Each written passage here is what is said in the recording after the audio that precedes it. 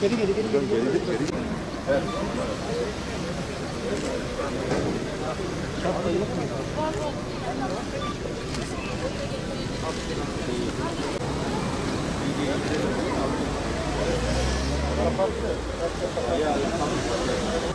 Değerli arkadaşlar, bugün Türkiye'nin tüm illerinde ve ilçelerinde yayalar kırmızı çizgimizdir etkinliği yapıyoruz.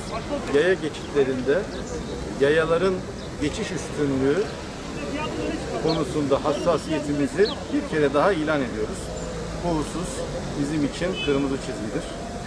Bunu sembolize etmek üzere de yaya geçitlerimizin bir şeridini kırmızıya boyadık.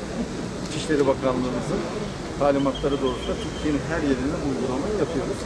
Bu modern, gelişmiş ülkelerde yıllardır uygulanan, bizler de gittiğimiz zaman gıpta ederek gördüğümüz bir uygulamaydı. Artık Türkiye'de de yasal zemin oluştu ve yaklaşık 2 yıldır da bunu uyguluyoruz ve gün geçtikçe de hem yayalarımızın hem de sürücülerimizin bunu artık içselleştirmeye başladığını memnuniyetle görüyoruz.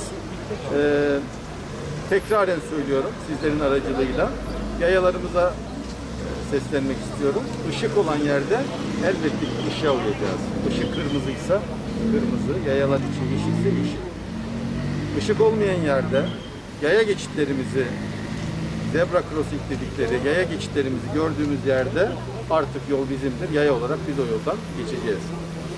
Sürücülerimiz de yaya geçitlerinin olduğu yerde kaldırımda yayayı gördükleri zaman duracaklar ve yayalarımıza yol verecekler. Bu hem yasal zorunluluk hem de medeniyetin gereği.